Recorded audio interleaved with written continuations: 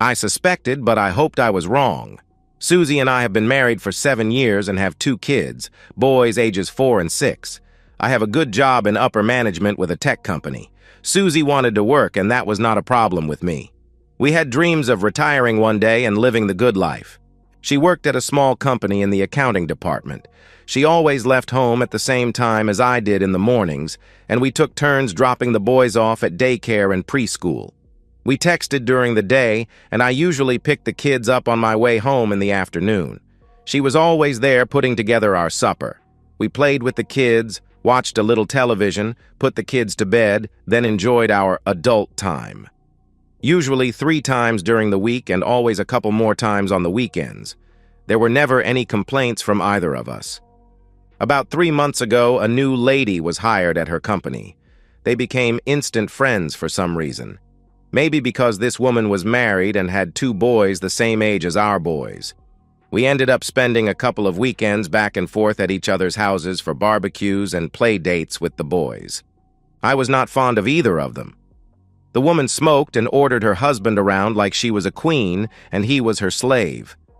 Definitely not like a partner in a marriage. The man was such a wimp. When she chastised him about spilling his beer, he drank a lot. He apologized like an abused child. 2 weeks ago, we were at their house. Susie and his wife, Anne, were in the house preparing us a snack. The kids were all watching the latest Disney movie, and this guy, Paul, and I were sitting on the back deck drinking. I still had my first beer, and he was working on his third. It was obvious he had a few before we arrived. He was slurring his words when he said, "I would never have suspected you. I always thought you were so big and macho. I guess they come in all shapes and sizes." To be honest, I was ready to go 15 minutes after we arrived, but I was putting up with this drunk out on the back deck just to keep him away from the kids. "What are you talking about?" I asked. "Being a c***old. No one would believe you are one." "What gives you the idea that I am that?" I asked. "You let your wife go out every week with Anne? What the hell do you think they are doing? Girl talk until midnight?" Okay, I need to explain some things. About 2 months ago, Susie had started going out on Wednesday nights with the girls from her work. The first couple of weeks, she was home around 8 that night. She said they had dinner and a drink or two. Then she came home at 11:30 one night. After she showered and got in bed, she explained that they had got to talking about a problem at work, and time had just slipped away from her. She needed the shower because Anne smoked and she hated that smell in her hair. She was too tired, so we snuggled and went to sleep. Then getting home around midnight had become a regular thing for the last 2 weeks. I love my wife. I trusted her. But I did get suspicious when she was not as amorous the nights she went out with the girls. She always showered with the same explanation that she smelled like smoke. Last Wednesday, I checked her clothes. They did smell like smoke, but I could not find her panties in the hamper. They were hanging on the handrail in the shower. She had washed them. Why? That is why I was so curious about this humiliating comment. "So you think our wives go out each week and hook up?" I asked. "I know they do," he burped loudly. "About a year ago, I saw a hickey on one of Anne's breasts and a bruise on her hip. I knew I had not put them on her and I confronted her. She admitted one of her black bulls had gotten a little rough with her." "Why are you still with her? You should have divorced her when—" I asked. "The same reason you will still be with Susie when she finally tells you. We live in a no-fault state. If I divorce her or she divorces me, it makes no difference. She gets alimony, child support for 2 kids, the house and I pay for everything. That would put me in a shabby apartment eating cat food. That's why I'm still with her." "What about your intimate life? I mean, do you still have intimacy with her knowing she is messing around?" I asked. "Oh, hell yes. That's part of the deal. I have her anytime she wants. Usually after she's been out. I think she gets off making me do that." "How can she make you do that?" I asked. "As I said, if I don't do what she wants when she wants it, she will divorce me. Cat food, remember?" "So how often does she go out?" I asked. "A couple times a week." "Susie only goes out with her once a week, and the other nights we are home together." "That will change. She'll start going to parties. At first, she will say it is a baby shower or a wedding shower. She'll give you a good excuse for being gone until 2 or 3 in the morning. Then she'll have a headache or her period or just be so tired for a couple of days. Wait and see, he replied. The girls came out on the deck about that time, so nothing more was said.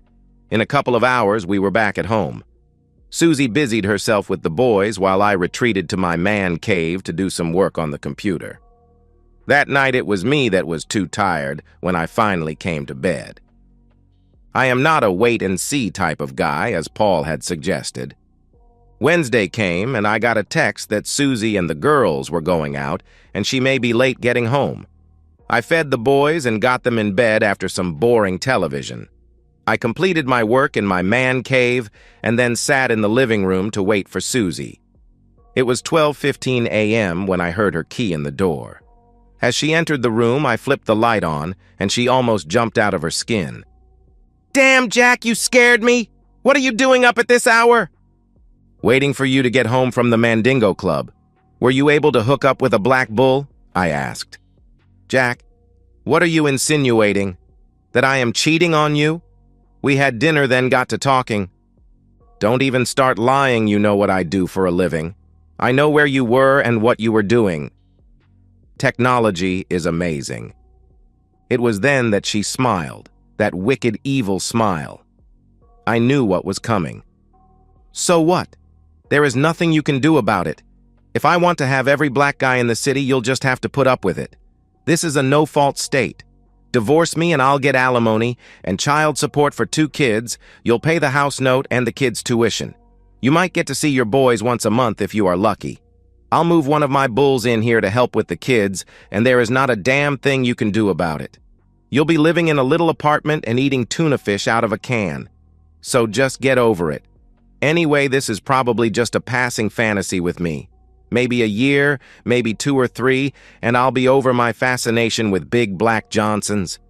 Then we can get back to the lives we have planned. Now I'm going to take a shower and get ready for bed. You better be there when I get there. You know how I like you to spoon with me at night." That little speech was rehearsed. I am betting it was prepared for her by Anne. I got up and cut the light off, then walked up the stairs. She did not try to kiss or hug me. In bed that night, I did spoon with her. The next morning, things went back to normal. I did not want to upset the boys any more than they were going to be in a few weeks. Before she left for work, Susie told me there was going to be a baby shower Saturday night, and she was going with Anne. I grinned and looked at her. "You never were a good liar, Susie. If I have to accept you having a bunch of blacks, you should at least tell me the truth about where you are going." "One of Anne's black friends is having a party and I'm invited. I'll be home around 3 a.m. or so," she replied. "See, that was not so hard, was it?" I asked. "Jack, I love you, I always will. This is just something, you know, a fantasy, nothing more." "Susie, I have had plenty of fantasies over the past years, but I never acted on them. No, this is cheating, not only on me and our marriage vows, but the boys also. I have to put up with it because of the laws in this state, but it is cheating. I think you better change your attitude. Things can get a lot worse for you," she replied. "I'm trying. I just need some time. This is all just so different for me. But I'm getting there little by little." "See you later," she replied. She left smiling. She thinks I am on my way to becoming her submissive partner. She couldn't be more wrong. I took off early and went by her favorite lingerie store in the mall. When she got home, I treated her like a queen. I ran her a bubble bath, then laid the new lingerie on the bed. She was excited. I made a big production of helping her dress and then having her walk around the room posing like a runway model. I told her how much I loved her and that we could work this out. She attacked me, smothering me with kisses. I think I have enough of her recording that I can edit it down to maybe 20 minutes with just her. My face will be blurred out. On Saturday night, I watched her dress for the party. She is going to be a big hit, that's for sure. I recorded her getting dressed. I think I will be able to use that also. She air-kissed me when she heard Anne blow the horn. "Don't wait up!" she shouted as she walked excitedly out the door. The boys were already in bed, so I went directly to the man cave. I have a lot of work to do. It was almost 5 a.m. when I heard her stumbling up the stairs. "Jack, come help me, please?" she asked. "Sure, baby. Rough night?" I replied. "Ann and I were the only girls at the party. There were 8 bulls." "Susie, hold your voice down or you'll wake the boys," I replied. She is obliviously drunk, but I suspect she is high on something like Molly. I can't get her to shut up. I finally got her upstairs and undressed. That's when I noticed the hickeys. She had them on both sides of her neck and on the top of her breasts. She saw me looking at them. "They marked me so that you would know what I had been doing. I told them you already knew, but they marked me anyway." "Look what they did," she answered. "I let her sleep through breakfast with the boys. I made pancakes and told them Mommy was sick. It was 2 p.m. before she stumbled into the kitchen. She was hungry, so I made her some pancakes. She ate and drank a glass of orange juice, listened to the boys for about 10 minutes, then said she was going back to bed. That was fine with me. While the boys watched a movie, I retreated to my cave and made final arrangements with Mr. Mugabe. He had won the bidding. Do you know that over 250,000 girls and women go missing each year in the United States alone? I also bet that you do not know that there are 6 countries in Africa that allow slavery and have active slave markets. The DRC, Democratic Republic of Congo, is one of those countries. It also happens to have the world's largest supply of cobalt, which is used in those electric cars everyone thinks is the future of transportation. Some Africans have made millions of dollars using slave labor to supply that cobalt. You won't hear about that at any clean air protest. At my job, I spend a lot of time tracking cyber criminals on the dark web. It was there that I had offered Susie. There was a picture of her with this description under it. She is a 26-year-old natural red-haired beauty. She stands 5'7" tall and weighs 115 pounds. She has 34C breasts with hardly any sag. Her eyes are green, and her skin is a brilliant ivory color typical of natural redheads. She enjoys intimacy of all types. Bidding starts at $50,000. I also attached the video. I closed the bidding when it reached $115,000 and contacted her new owner. After a few emails, I told him I would accept $100,000 if he would provide me with certain things. He agreed. Susie did not go to work Monday. I imagine she stayed in bed again all day. She did have dinner ready when the boys and I got home. Tuesday was a normal day as she went to work. Wednesday around noon, I got a text that she was going out with Ann after work. I guess she is feeling better. She was home just before midnight, showered, and came to bed. I did not ask.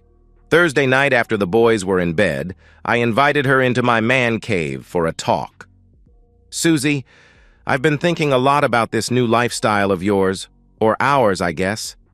I think I am ready to join you." She is grinning like the cat who ate the canary. "Thank you. You will be so happy. We'll take it slow at first. I won't rush you into anything you can't easily accept. But soon you'll find out, just like Paul did, that it can be so rewarding for you also." She is starting to get too far ahead. "Baby, I want us to take a vacation. Get away from town for a few days. I think I would be more at ease away from anyone we know for the first time. I've given this a lot of thought, and I booked us a flight to the Cape Verde Islands off the coast of Africa. You can lay on the beach during the day, and I'll watch you flirt with all the Africans. Then at night, we'll go to a club where I can watch as you dance with different black men. When you have decided which one you want, you invite him back to our room, explaining to him that I like to watch." She jumped out of her chair and sat in my lap, kissing and thanking me. She promised to be an understanding and gentle mistress. Not as overbearing as Ann is with Paul. She promised that she would always see to my needs. Whatever the hell she meant by that, I have no idea. She was so glad I had finally accepted my situation. She even mentioned how happy Ann would be for us. Susie told me that there was another party this Saturday night, but she was not going. She would be too busy shopping, packing, and making arrangements for the boys since we were leaving Sunday evening. She actually said she did not want to be sore for the trip. Tuesday, we were in a 4-star hotel in the capital city of Praia. The beach is beautiful, and there were plenty of black bulls working at the hotel or walking around in the streets to keep my wife interested. Susie seemed very happy, and when I suggested we make love before going down to supper, she was all for it. I showered first, then dressed, and told Susie I would meet her in the restaurant in an hour as she wanted to take a bubble bath before she dressed. No problem. I had some things to go over with Mr. Mugabe. I found him waiting in the restaurant sipping a drink. He was just as I envisioned him. He is 40 years old and stands about 6 foot 4 inches, weighing around 240 with a shaved head. He stood as I approached and we shook hands.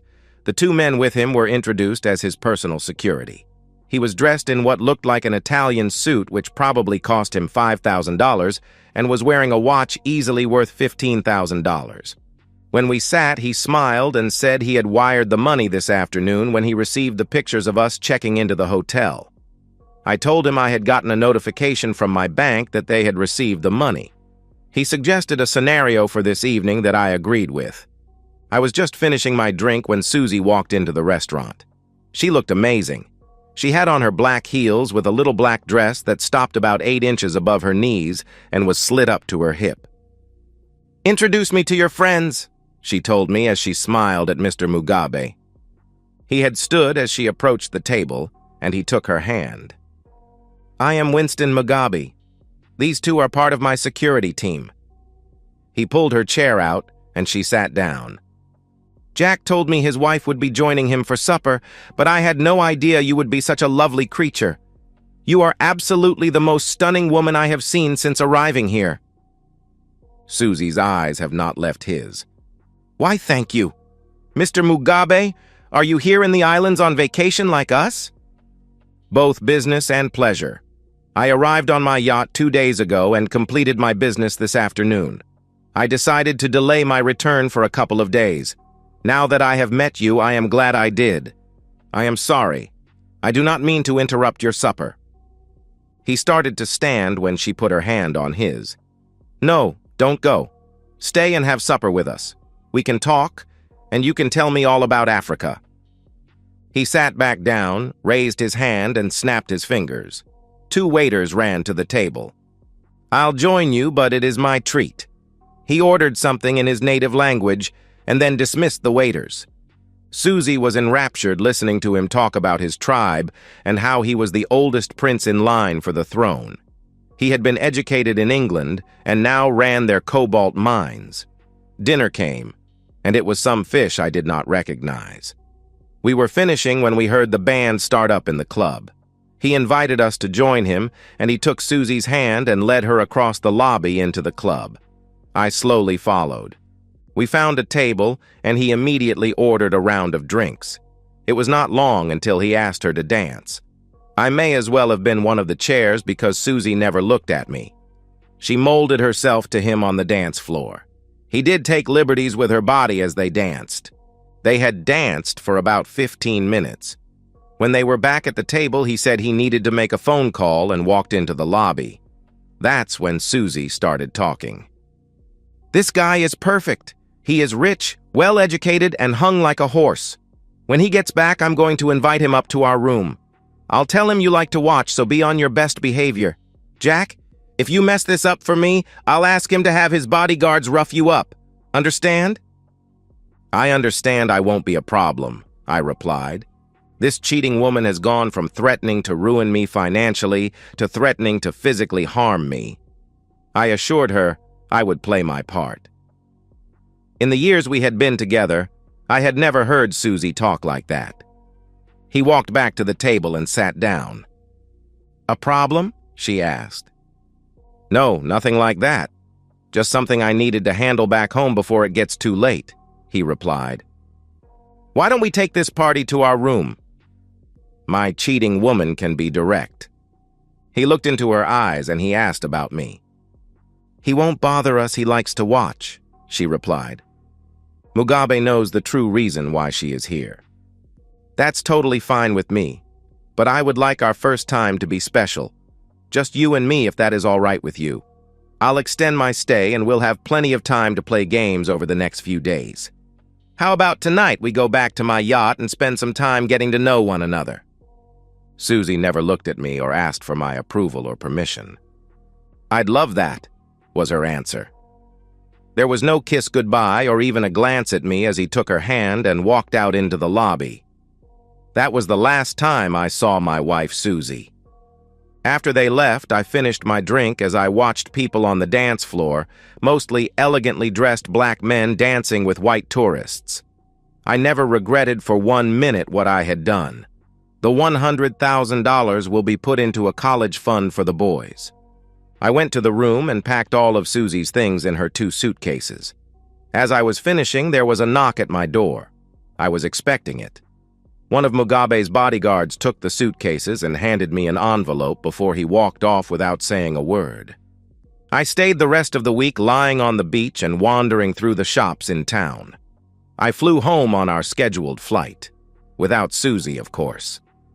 Back at home, I told the boys Mama had decided to stay on the islands a little longer. I was putting off the pain as long as I could.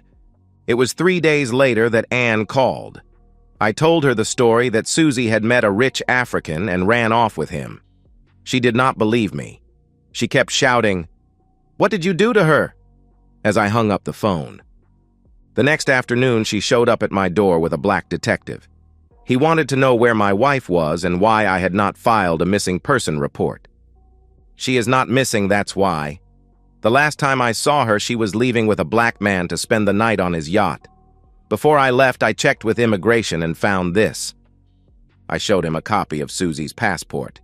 It had an exit stamp showing that she had left the Cape Verde Islands 3 days before I had left. "On the internet, I found this." I handed him a copy of an email. It showed her entry into the Democratic Republic of the Congo 6 days later. "That's where that cheating woman is, living like a queen while I take care of the kids and all the bills. I can't believe she did this to me."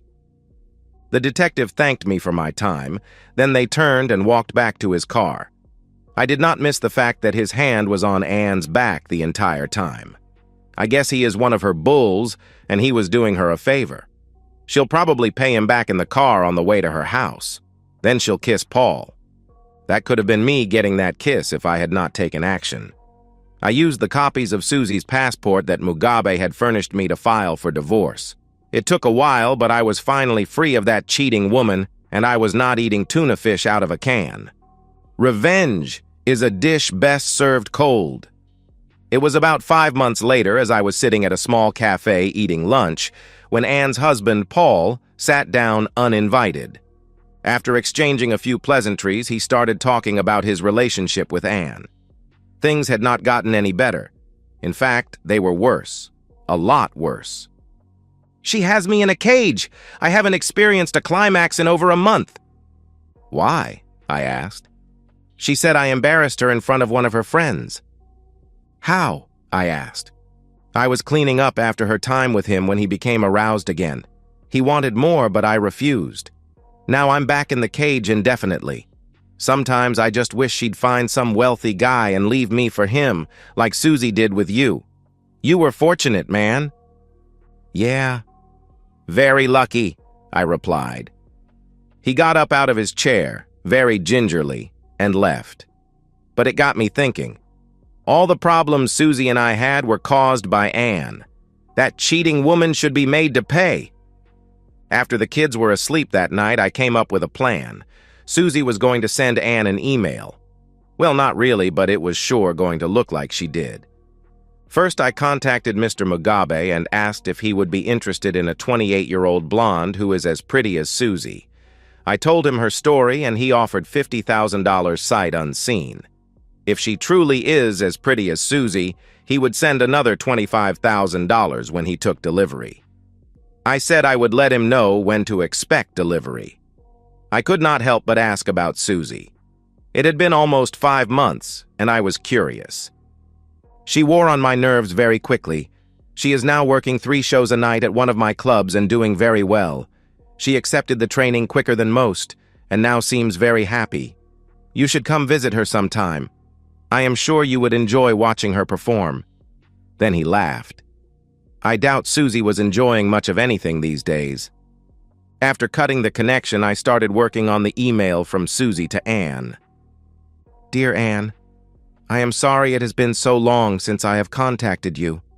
My life is a dream. You would not believe it. First, I was accepted into Winston's tribe. You would have loved that ceremony. It was shared by all the members of his royal family. Then the wedding, more sharing. Africans love to share. Then we flew to Paris on the family's private jet. My new husband let me shop. Shopping in Paris, buying anything I wanted. Now I am back in Kinshasa living in a palace. I do absolutely nothing. We have cooks, maids, gardeners, and slave girls who wait on me hand and foot. Some days I play all day in the pool, lying about while getting pampered like the queen I will be one day. But I miss you. We had such fun together. We made the most interesting and exciting plans. I owe you so much. I think about you all the time. I wish you would consider taking your vacation in Africa this year. Leave that wimp of a husband with the kids and visit me. We'll take the yacht and cruise the coast. I'll get Winston to bring his brother Montgomery along. He is not married, and believe me, he is every bit as big as Winston. You'll love him. I could even get you accepted into their tribe. Think about it. Love you, Susie. I sent that, and within an hour, I got a reply. Dear Susie, so glad to hear from you. Your life sounds so exciting. I am so happy for you and appreciate that you credited me with getting you away from the boring life you had here. Mine is about the same as it was when you were here. I still go out on Wednesday nights and party most weekends, so I won't go into it. You know the drill. Oh, one thing is different. I have Paul in a cage. That idiot refused Jamal. Remember Jamal? Well, after I had Jamal slapped him around, he did it, but for embarrassing me, I put him in the cage. It has been over a month now. He cries and begs me to take it off.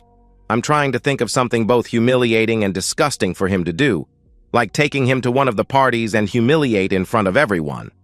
That would teach him a lesson he would never forget. I like your idea of a vacation. We had planned on taking the kids to Disney World next month. I could let Paul do that trip and I could go see you. But like always, it is about the money. We cannot afford the ticket to Africa and the tickets to Orlando right now. It took us 2 years to save for the trip to Disney. But Monty sounds interesting. Keep in touch, Anne. Not to sound too anxious, I waited 2 days before responding. Dear Anne, sorry it took so long to write back. We went on a visit to the mines. We flew in helicopters over the jungle and through the mountains. Africa is so beautiful. There we stayed in our home away from home. It is another mansion complete with everything a girl needs to be happy, meaning lots of young male and female slaves to do her bidding. Don't worry about the money. Tell me the date you can come and the date you have to return, and I'll have it all arranged for you. Bring summer clothes and bikinis. Love you, Susie. The reply with the dates was almost immediate. An hour later, I had made all the flight arrangements for Mrs. Ann Jones to fly to Kinshasa in the DRC. It was a round-trip ticket, but she would only use half of it. She was never coming home. Mr. Mugabe was pleased with Anne and sent me another $25,000. The day before she was scheduled to come home, I sent Paul an email from Anne's email account telling him she had met someone and was staying in Africa. Short and sweet. It was about 2 weeks later, as I sat having lunch, that Paul again sat down across from me. Uninvited, of course. I want to thank you. For what? I asked. I don't know how you did it, but I just came from my attorney and he said I should not have any problems divorcing that cheating woman, Anne. What happened? I asked. No, I am not going to play this game with you. Again, thank you. He got up and left the restaurant. I did notice he was moving normally again. There are always options. And that's the end of today's story. If you enjoyed it, please give this video a thumbs up and drop a comment below. Your support helps the algorithm push my content further.